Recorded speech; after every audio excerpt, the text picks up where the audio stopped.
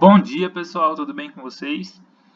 A gente está caminhando para o último século das nossas aulas de literatura. O pré-modernismo é o primeiro momento do século XX na literatura que a gente vai estudar aqui. E então a gente está no final, se mantenham firmes, tá bem? Essa aula vai ser rapidinha. Coloquem as coisas que vocês ainda têm atrasado em dia e não deixem a literatura cair porque faz muita diferença. Bem, vamos lá. O pré-modernismo, ele engloba todas as aulas, todas as obras, na verdade, que foram publicadas entre 1902 e 1922 que não se englobaram nas escolas anteriores, que não eram já dos parnasianos. Então, Olavo Bilac continuou sendo parnasiano, Raimundo Corrêa continuou sendo parnasiano, Cruz de Souza continuou sendo simbolista, mas os caras que começaram agora, eles não eram nenhuma coisa nem outra, eles não eram realistas, eles não eram parnasianos, não eram nada. E para esses caras a gente os chama de pré-modernos. Em 1902 começou com duas publicações, Canaã de Graça Aranha e Os Sertões de Euclides da Cunha. Em 1922, a Semana de Arte Moderna encerrou esse momento, dando origem ao modernismo. Bem, o pré-modernismo, apesar de. É porque assim, o modernismo ele é conhecido pela sua grande liberdade, sua grande inventividade, porque ele foi completamente diferente de tudo que aconteceu antes dele. Só que o pré-modernismo ainda era dominado por uma mentalidade positivista e muito conservadora. A maior parte dos nossos autores aqui vão ser conservadores natos, com exceção do Lima Barreto. E exatamente ele é o representante dessa faceta revolucionária que tem comprometimento social.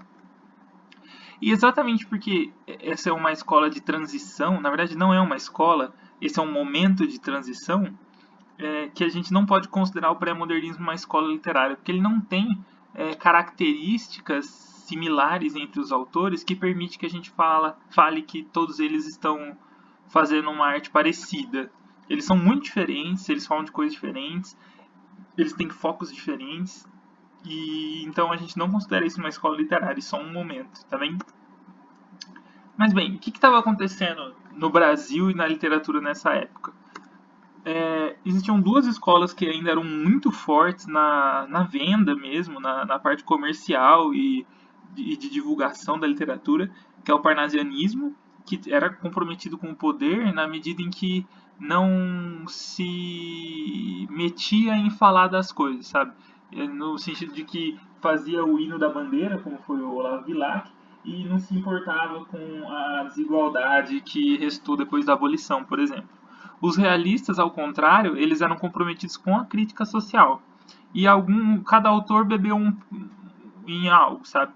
O Graça Aranha, ele não se envolveu muito nisso. Mas Monteiro Lobato era comprometido com o poder, Lima Barreto era com a crítica social. Então, eles beberam um pouco da fonte dessas outras escolas, mas não foram característicos de nada. E no Brasil, fora da literatura, era um momento muito agitado. Aconteceu nessa época a Guerra de Canudos, o Contestado, a revolta da vacina, a revolta da chibata, as greves operárias, cangaço, as revoltas de misticismo religioso, né, que a gente entra na Guerra de Canudos e a República do Café com Leite.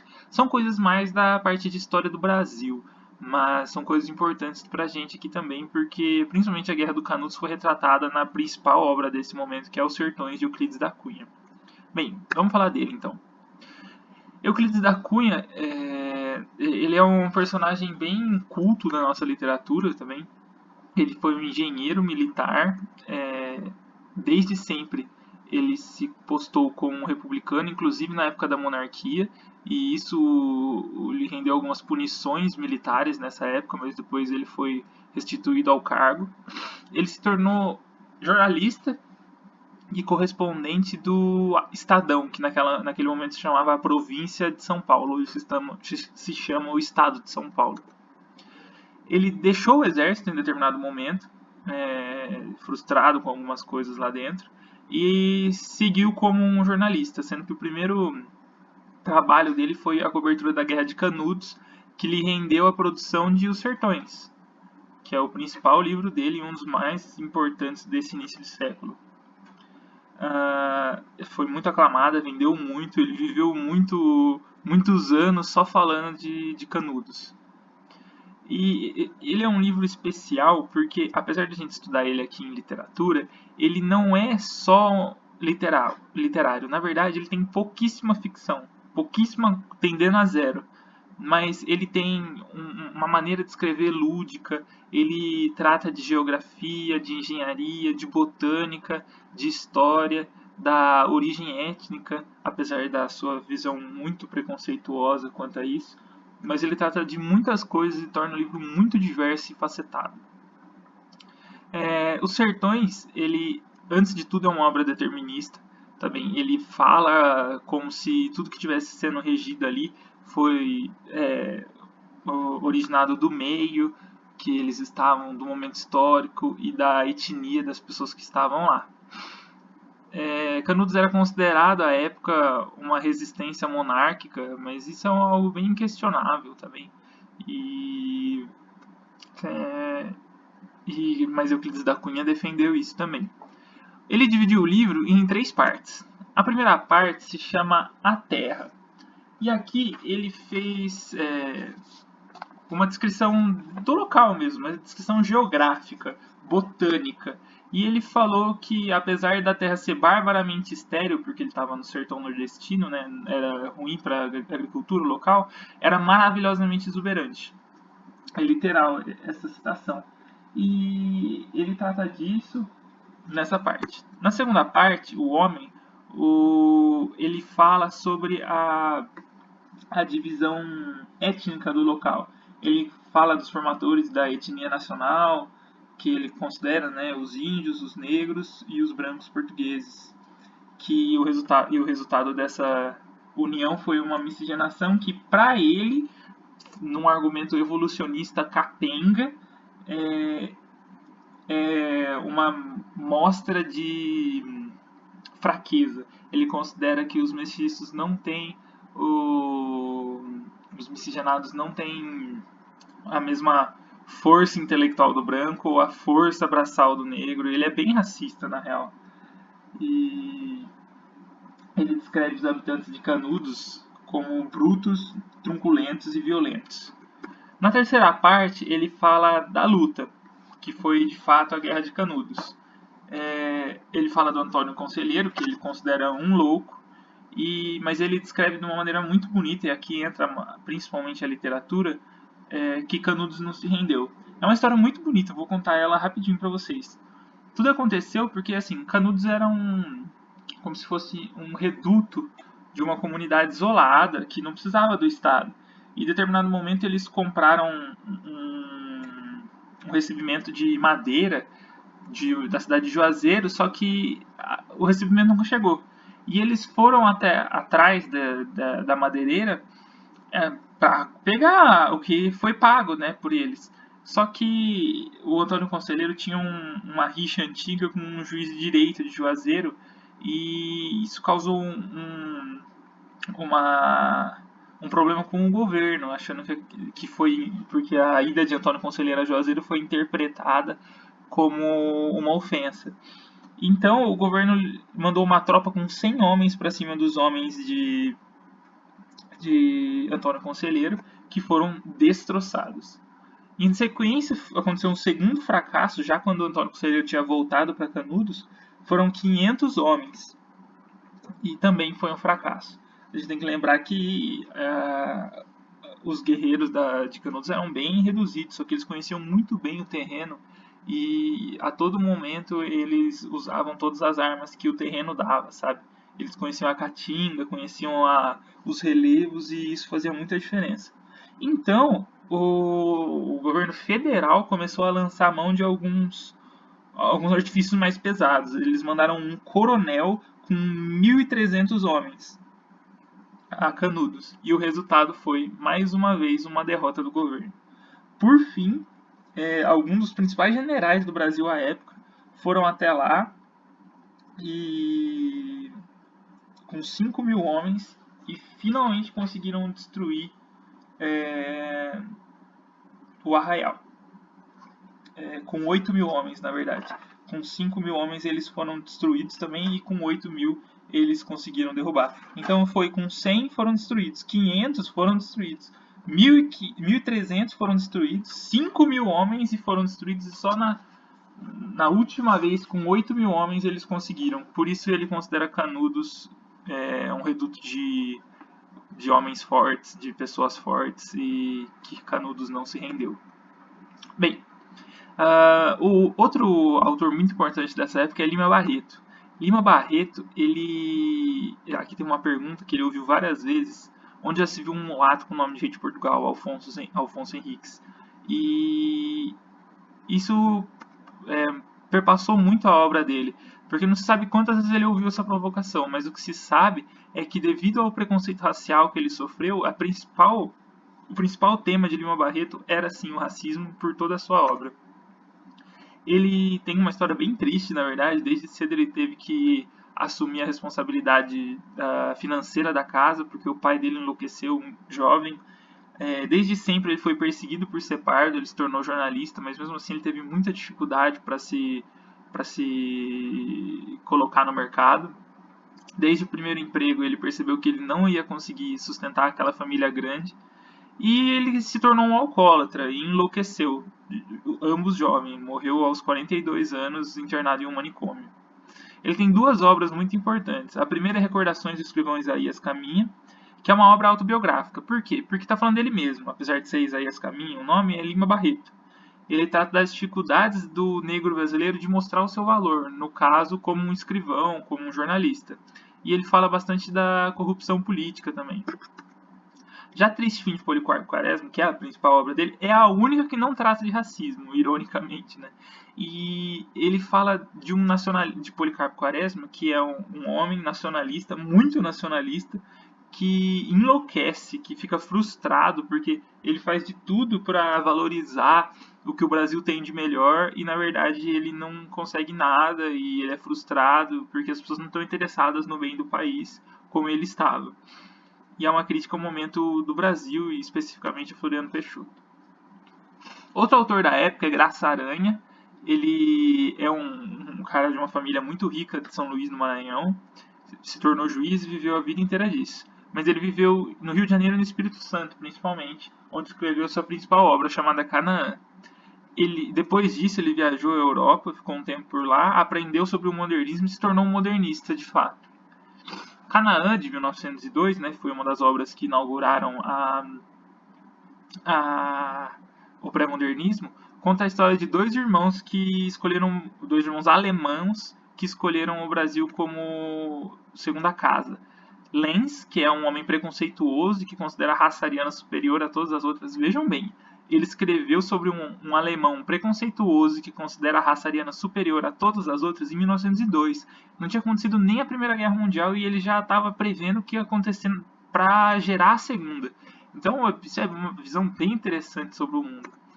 Milkaur, outro irmão, ele se tornou apaixonado pelo Brasil, se relaciona com uma mulher brasileira, eles têm um filho, só que tragicamente ele morre, e a brasileira é acusada de assassinato do próprio filho, mas ele acredita que não foi ela. Então eles fogem para que ela não seja presa, né? E buscam uma terra prometida onde eles finalmente podem ser felizes, que é Canaã, que é um mito hebreu, né, de Canaã. Por fim, eu trouxe o Monteiro Lobato, o Teimoso, que é o mais famoso de todos eles, sem dúvida. E ele é teimoso porque ele é, antes de tudo, um homem de violentos sentimentos. Porque ele tem algumas histórias muito interessantes. Eu trouxe uma aqui que, quando ele se formou em Direito no Largo São Francisco, que hoje é a Faculdade de Direito da USP de São Paulo, ele fez um discurso tão violento que ele ofendeu professores e padres que estavam na celebração, que se sentiram insultados e foram embora da celebração. Imagina o que não foi o discurso desse cara. E ele foi muito importante escrevendo contos, romances, como jornalista também do estado de São Paulo. Só que ele se tornou o principal, de longe, escritor brasileiro na literatura infantil. Ele é o autor do Sítio do Pica-Pau Amarelo, como acho que todo mundo deve saber, que foi sem dúvida a principal obra dele, apesar dele também ter outras obras muito importantes. Ele também foi dono da monocelha mais respeitada da literatura brasileira, vejam bem, ele tinha orgulho da monocelha dele, porque era uma marca, né, da face dele que o lembrava, o distinguia sempre. Ele foi um homem muito nacionalista e entre as coisas que ele defendeu a nossa extração de petróleo. Ele acreditava que o desenvolvimento do Brasil ia se dar devido à extração do dinheiro da extração do petróleo. Na época do Getúlio Vargas, por ele ser um defensor do petróleo, ele foi convidado a se tornar ministro, mas ele recusou também de uma maneira super violenta e jocosa do Getúlio Vargas e foi preso por isso. Foi um preso político por algum tempo, mas depois ele foi solto. E aqui tem algumas coisas importantes na obra dele. Bem, uma das coisas mais importantes é o personagem Jeca Tatu.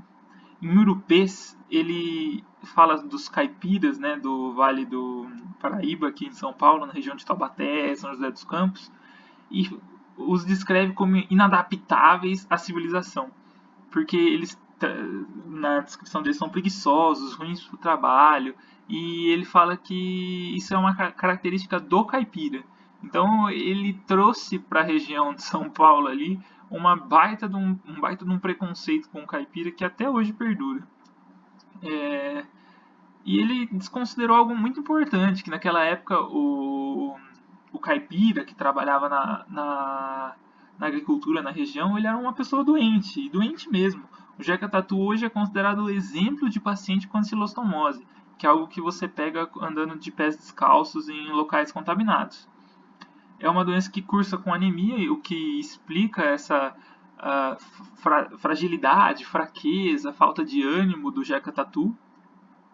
E o próprio Monteiro, depois de um tempo, reconheceu que ele foi injusto com essa personagem. E que, na verdade, se algum caipira era assim, ele não era porque queria, e sim porque era uma população desfavorecida e esquecida pelo poder público muitas vezes. Então, o Jeca Tatu é alguém super importante na, na literatura brasileira. E a ancilostomose é conhecido também como amarelão, tá? Geralmente vocês vão ver dessa forma. Ele também escreveu uma crítica muito forte ao Vale do Paraíba, principalmente da própria região dele, a cidade de Taubaté, que é uma crítica à decadência que estava acontecendo, sabe, da região que era muito forte economicamente e estava se desgastando. A gente sabe que nessa época o café abandonou o Vale do Paraíba e se transformou num produto do Oeste Paulista. Ele escreveu um dos contos mais importantes, bonitos do século XX, em português, do Brasil, em português, tudo. Caiu na Unicamp por muito tempo. Agora a Unicamp está mudando tudo a lista, né? Por conta da pandemia. Mas é uma crítica muito forte ao racismo que restou após a abolição. É uma história muito triste de uma menina negra que viveu a vida inteira sem saber o que era felicidade e no momento que ela teve o contato com a verdadeira infância, ela faleceu. Mas, assim, é uma história muito triste, mas é muito bonita, vale muito a pena ler se você está afim, é super rapidinho e é uma cultura geral absurda. E algo muito interessante sobre ele também é que ele nunca foi da Academia Brasileira de Letras, mas não por falta de convite. Ele foi convidado, só que ele considerava a Academia Brasileira de Letras acadêmica demais, então um negócio muito parnasiano, sabe? Daquelas palavras formais e daquele amor ao dicionário. E o Monteiro Lobato não era assim. Ele gostava de ter uma linguagem despojada, inventar palavras. Tanto que em Sítio do Pica-Pau Amarelo a gente vê isso. Tem um monte de coisa inventada que a gente entende e que por isso mesmo é muito bonito. Ele era um homem muito inteligente que sabia usar a própria linguagem como algo regionalista, mas também sabia deixá-la rebuscada quando era necessário. Então, como advogado, ele escrevia coisas rebuscadas, mas como escritor de literatura infantil, ele escrevia coisas regionalistas, porque era isso que dava o valor à obra dele. E ele nunca teve medo de acusar o que ele considerava ridículo, do que ele considerava patético ou cômico.